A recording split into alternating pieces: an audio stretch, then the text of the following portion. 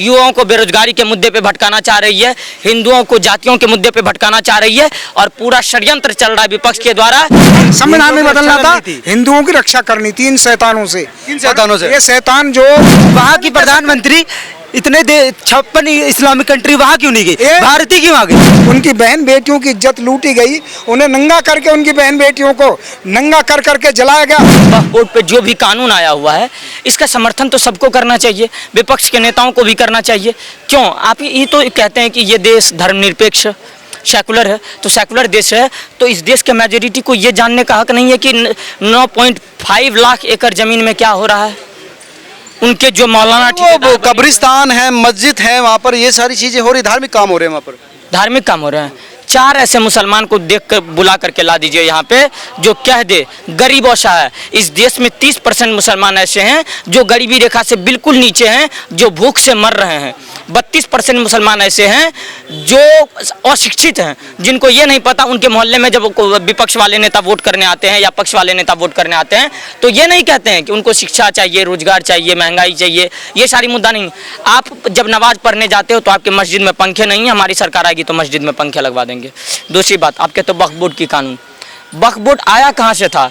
जब वक्फ बोर्ड की बात करते हैं कहा जाता है कि मोहम्मद पैगंबर साहब वक्फ बोर्ड की स्थापना किए थे। वक्फ बोर्ड की स्थापना किया था उन्होंने कि एक यहूदी बोले थे कि मैंने अपने 7 बाग आपको दान करना है, तो उन्होंने उस टाइम का, और वो जो मदीना में जाने वाले मुस्लिम थे जो असहाय थे उनका काम हुआ था, उन पे असहाय लोगों का मदद हुआ था। लेकिन आज मुसलमान क्या किए हैं, 10-10 लोग धर्म का ठेकेदार बने बैठे हैं। ये वक्फ बोर्ड को अवैध ये संपत्ति बना करके बेचने का काम कर रही है। 10 साल के बाद वही मौलाना आकर के उन पे अपना कब्जा जमाने का काम कर रहा है।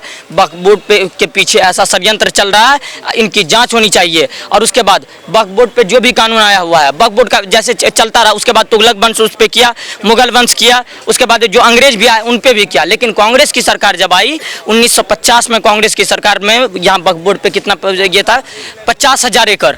1954 में वक्फ बोर्ड के नेहरू जी से कानून लाए, इतनी आज़ादी दे दी कि अभी वक्फ बोर्ड के पास 9.5 लाख एकड़ जमीन है।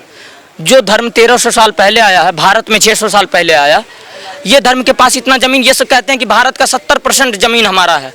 ये कहाँ से आया है, मुझे समझ में नहीं आ रहा है।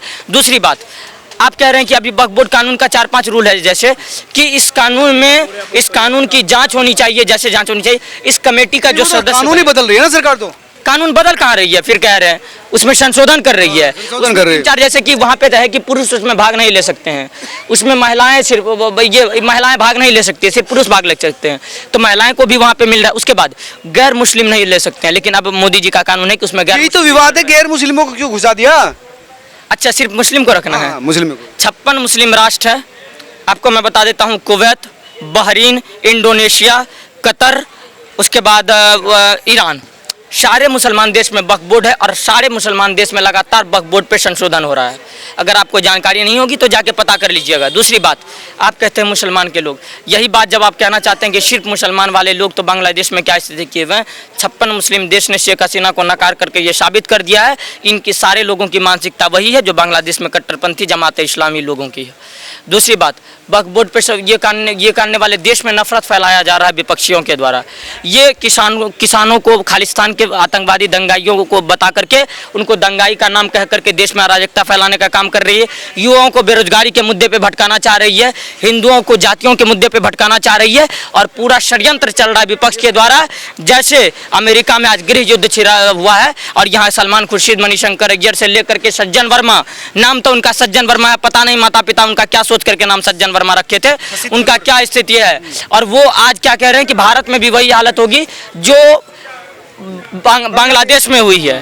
तो मैं क्या देना चाहता हूं कि भारत मेजोरिटी हिंदुओं का देश है, हिंदू बहुत जागरूक है यहाँ, और जागरूक आज नहीं होंगे। 400 सीटें इसीलिए चाहिए था, अगर आज 400 सीटें पर संविधान बदलना था, वो काम शुरू कर दिया ना मोदी जी ने। संविधान नहीं बदलना था, ठीक है ना।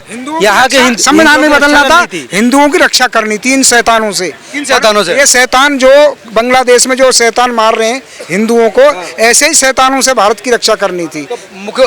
मोदी जी बुला क्यों नहीं रहे थे? क्या खोल दे बॉर्डर? जब धर्म के नाम पे देश भेजो, कहो ना जो आप कह रहे हो, आप उनसे कहो कि जितने मुसलमान हैं, बंगाली मुसलमान हैं, उन्हें यहाँ भेजो इस देश से बाहर, वो बांग्लादेश में जा। वो भी तो भाई हिंदुस्तानी है, उसमें क्या बात है?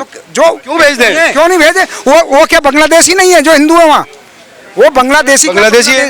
वो बांग्लादेशी हिंदू नहीं है क्या? दूसरे देश में क्या कर रहा है उससे क्या मतलब? हमें तो अपने देश में सबको मौका देने ना भाई। मौका यानी हिंदू के नाम पे क्या? फिर कल को ये धर्मशाला है क्या? ये धर्मशाला देश है? नहीं, ये धर्मशाला है जो हम घुसपैठियों को यहाँ पर रखें। ये बताइए, सुनिए मेरी बात, हिंदुस्तानियों को तो रखेंगे ना भाई। मेरे हिंदुस्तानी को रखना जरूरी है, हिंदुस्तानियों के लिए बॉर्डर खोला जाएगा, लेकिन वही हिंदुस्तानी नाम चेंज कर आ रहे हैं। ये बताइए, मुसलमान हिंदू बनकर आ रहे हैं, उनके लिए कहाँ से? बांग्लादेश से? और क्या चाहिए? ईरान इराक भी पार्सियन कंट्री था, मुसलमानों को संरक्षण दिया था, जाकर के मामला बदल जाएगा अगर इस तरह से होता रहे तो। वही तो है, बिल्कुल ठीक कह रहे हो, पर वो मानसिकता है कौन? वो मानसिकता जो इस दुनिया को जीने नहीं दे रही, इस दुनिया को खत्म करना चाह रही है, वो मानसिकता ही तो इस्लाम है।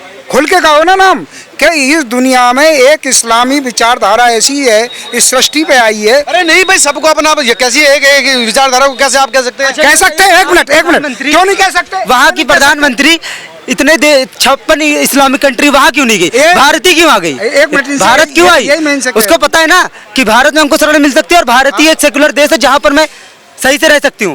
वो क्यों नहीं गई? एक मिनट, ये पूछो, आप ये बता रहे हो कि इस्लामी विचारधारा नहीं है क्या? इस धरती पे खून खराबा कौन सा कम्युनिटी कर रही है? एक इस्लाम के अलावा कोई कर रहा है? इस कोई भी देश में देख लो, इस दुनिया में अगर खून खराबा हो रहा है, हमारे सामने भी औरों के सामने भी आगे भी जो होने की संभावना इस्लाम ही करता है। इस्लाम की जो इजराइल भी तो अभी देखो मार रहा है, मारा गया, इजराइल के साथ अन्याय किया गया, उनकी बहन बेटियों की इज्जत लूटी गई, उन्हें नंगा करके उनकी बहन बेटियों को नंगा कर करके जलाया गया, को बदला नहीं लेता। ये तो हमारी उसमें जो है का लिखा हुआ, के बदले 2 आंख लो तो सबको अंधा कर दोगे इस दुनिया को।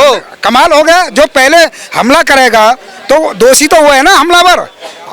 अगर हमलावर तो रक्षा तो करना उनका दायित्व है ना। भगवान श्री कृष्ण गीता में यही तो कहते हैं, धर्मो रक्षिति रक्षते, धर्मो हिंसा तथा क्षय। यही तो इसका मतलब है। वो तो